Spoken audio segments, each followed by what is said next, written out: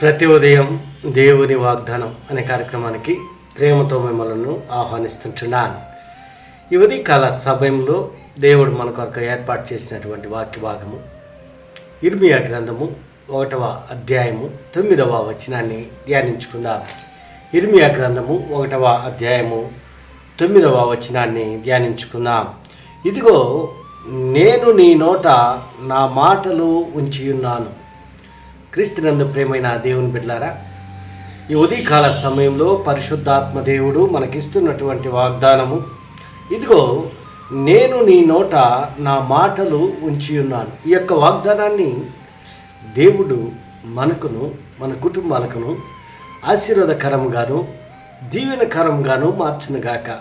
ఈ యొక్క మాటలోని ఆత్మీయ సత్యాలను ఆత్మీయ అర్థాలను మనము పరిశీలించినట్లయితే ప్రవక్త అయినటువంటి ఇర్మియాకు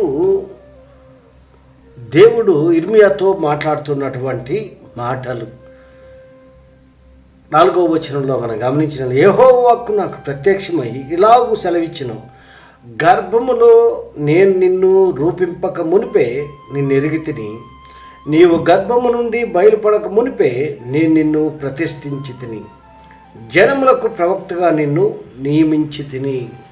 మరి ఇర్మియాను దేవుడు జనములకు ప్రవక్తగా గర్భములో రూపింపబడక మునిపే ఆయన నియమించుకొని ఉంటున్నాడు, ఎన్నుకొని ఉంటున్నాడు.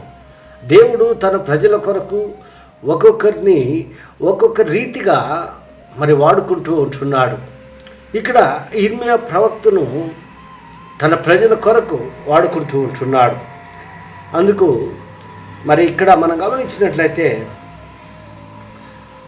ఇర్మియా ప్రవక్త దేవునితో సంభాషణ చేస్తుంటున్నాడు. ఏంటి అని అంటే, అందుకు అయ్యో ప్రభువకు యెహోవా చిత్తగించుము, నేను బాలుడని మాట్లాడుటకు నాకు శక్తి చాలదని నేను అనగా, యెహోవా నాకు ఇలాగూ సెలవిచ్చెను, నేను బాలుడని అనవద్దు, నేను నిన్ను పంపువారి అందరి యొద్దకు పోవలను, నీకు ఆజ్ఞాపించిన సంగతులని చెప్పవలను. మరి దేవుడు ఇర్మియాతో మాట్లాడుతున్నప్పుడు ఇర్మియా ఏమంటున్నాడంటే, అయ్యో నేను బాలుడనే మాట్లాడుటకు కూడా నాకు తెలియదు అని చెప్పి దేవునితో అన్నప్పుడు దేవుడు మోషేతో ఇర్మియాతో మాట్లాడుతూ ఉంటున్నాడు. క్రీస్తునందు ప్రియమైన దేవుని బిడ్డలారా, కొన్ని సందర్భాల్లో దేవుని యొక్క తలంపులను దేవుని యొక్క ఉద్దేశాలను మనం అర్థం చేసుకోలేము. ఎందుకనగా మనకు అంత శక్తి చాలదు దేవుని కార్యాలను మరి అర్థం చేసుకున్నట్టుకు. దేవుని యొక్క తలంపులను మనము అర్థం చేసుకున్నట్టుకు మనకు మించిన జ్ఞానము అది మనకు. ఎందుకనగా దేవుని యొక్క మాటలు మరి అమూల్యమైనటువంటి మాటలు, దేవుని యొక్క ఉద్దేశాలు, దేవుని యొక్క తలంపులు మరి వ్యత్యాసంగా ఉంటున్నాయి.